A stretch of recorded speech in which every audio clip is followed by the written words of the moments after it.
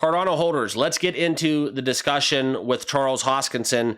For those of you that have been active on X, looking at his journeys and travels and what he's been up to lately, it's been kind of interesting to say the least. So I want to talk to you a little bit about more of his comments and the White House snub and the future of Cardano. We're all going to break it down in this video right now, where we do talk ADA every single day.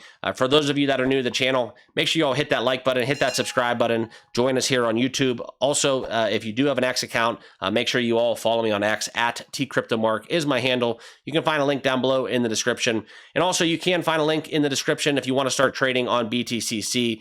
This is my exchange that I've been using, and I am partnered with them. Right now, they have exciting opportunities promotionally with cash back, as well as a lot of leverage competitions, volume competitions, and giveaways if you do sign up and start trading. So check out BTCC, 14 plus years in the industry and going strong. Links down below if you want to get trading on BTCC today.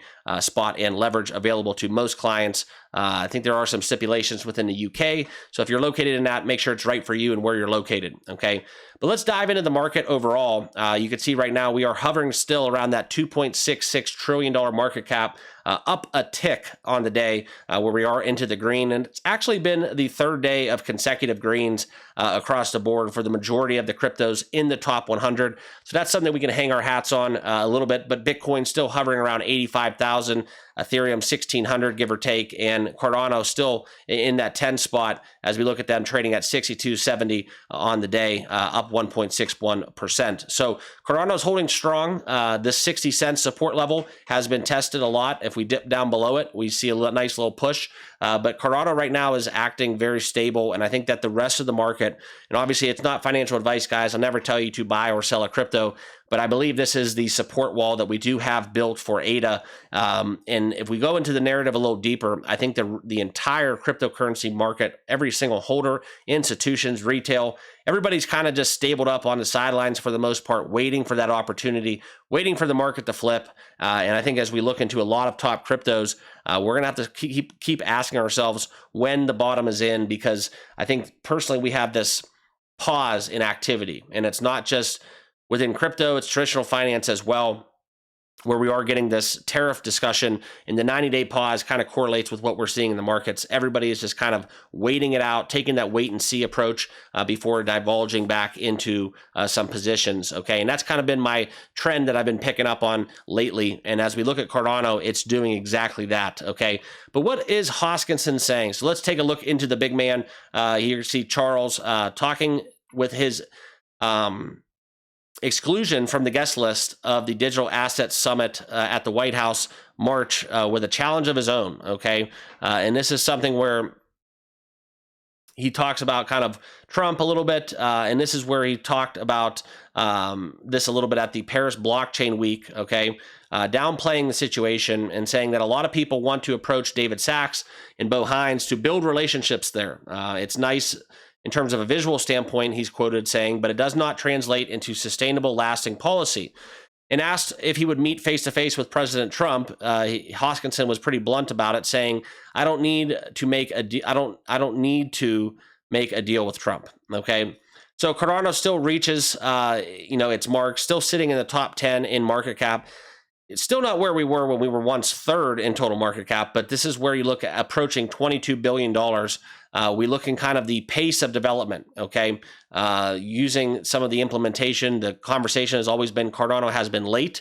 But I think that when it comes to Cardano, my personal thoughts are it's very complicated, okay? And so DeFi devs, they don't really get the attention and the credit for having, long-standing successful growth on the platform. If I don't know if you guys ever dabbled into, trading on the Cardano blockchain actually, or if you're just a holder of the native asset. But when we talk about some of the Cardano DeFi narrative, it is very, very interesting and intriguing to me, especially with some of the success we've had with XRP on the ledger, as well as SWI and even Solana base chain. The list goes on and on. I think Cardano is one of those platforms and blockchains that's just waiting to kind of really bolster their DeFi activity, okay?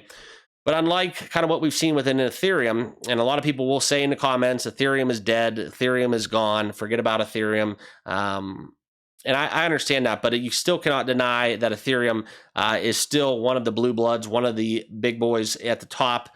When we do talk, the main drivers of the market, when you say Bitcoin, you have to say Ethereum, okay? And maybe one day Cardano can be in that conversation where it's then going to be Bitcoin, Ethereum, Cardano. But for the time being, it still is Ethereum, and that is the tried and true choice for developers. But I'm starting to see a little bit of a shift away from that. Okay, we're not ready to call it yet, but it is starting to become very visible within kind of DeFi as well. Okay, now when we talk about this a little bit deeper, some of the comments he says are very outspoken. Okay, talking about the criticism within kind of how people have been fudding Ethereum and talking about the layer twos that are being built as scalable, reliable solutions. This is something where he goes on to say they didn't realize that layer twos are like mosquitoes. They suck up your liquidity, user base, and token value without much return. Okay. And this is going to be something where he goes into talking about the long-term stability within regulatory clarity. He goes, there's going to be someone after Trump, whether it's JD Vance, whether it's a Democrat, whether it's someone else. We need a consistent, stable set of rules. Now, I do want to lend way to some XRP discussion because this has kind of been my mindset. A lot of people politically have been criticizing the XRP executives, Ripple executives, for investing in both sides of the campaigns that we saw in the last presidential election. I think that more so was a hedge against outcomes, right? If the Democrats were to get in, you still want to make sure you're in good faith. You want to make sure that you have a good standing relationship with that party because what you want to do is you want to have crypto grow. And I know that we had crypto growth and regulatory clarity on steroids, but we still don't have kind of what we have intended to be building upon, okay? I think that that's why it does set up for a very crucial 2028 presidential election because taking the 4 years that Trump has done, he will not be running for a third term. And that's kind of where it lends way to, okay, well, if a Democrat gets in, then we're going to be taking one step forward, two steps back, and all of this could go by the wayside. And I think that's going to add a lot of volatility to this discussion. Now, as Hoskinson puts it, when he talks about kind of how, potentially JD Vance could be elected, I think we will have a resumption of business as normal. And a lot of these crypto task force, these regulatory bodies that have been created and implemented, I think they will continue to see run would be the 8 years following today versus just 4 if we do get the other side of the argument to prove true. But what Hoskinson is looking for, okay, 2 pieces of legislation. The Genius Act that does regulate stablecoins and kind of what we would see from a crypto clarity oversight bill that will help support the tokenization of real world assets. I think if you are a crypto holder, the word of the year or the word of the next 5 years, 5 to 10 years is going to be tokenization, okay? And I think that's where Hoskinson's comments about 2030 really do lend to be true as he predicts by 2030 there will be approximately $10 trillion in real-world assets coming into play, okay? That would be absolutely massive. Couple that with some of the TVL of stablecoins, we're going to have a lot of ammo to buy crypto, and that would be a lot of influx that we will see into the market in terms of liquidity and capital. Institutions will not sleep if those two hold to be true. I can guarantee you that, okay?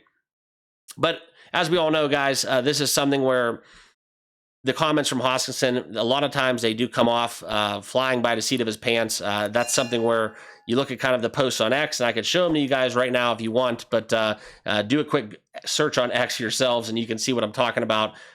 Smoking a cigar Indian style, very unorthodox way of being a head of a very, very large crypto. It just kind of, I don't want to say it turns people off, but in some way it kind of gives me confidence in Cardano because he's obviously not stressing, he's not anxious about the process, and he's just kind of believing in more of the scientific technological approach Cardano is taking to get down their roadmap and become mainstream, okay, once again. And that's kind of where we're at, all right? I think some of the speculation has died. That's why Cardano was such a boom back in 2021 when we were over $3 per ADA is because of just kind of that whole narrative, right? The speculation was high and there was nothing really known, but it was, dubbed the Ethereum slayer, if you will, especially with Hoskinson defecting over from Ethereum. We've seen that kind of narrative within Solana as well. And I don't think it really needs to be that kind of, do or die, if you will. I think that there is a world where Ethereum and Cardano can both thrive within the total framework of crypto. I think that's where we're headed. I think that's just going to take some time. And the biggest things that I do agree with Charles is on regulatory clarity. Okay. And I think that's what with the next 4 years with Trump in office, we have to look forward to. All right. So those are my thoughts on Cardano for the day. I wanted to touch upon some of the Cardano founder's quotes and some of his comments recently. Hope you guys all found some value from this. I enjoy talking Cardano with you each and every single day. Hit that like button, hit that subscribe button if you have not already done so, and we'll see you guys all in the next video. Have a great rest of your weekend. Cheers.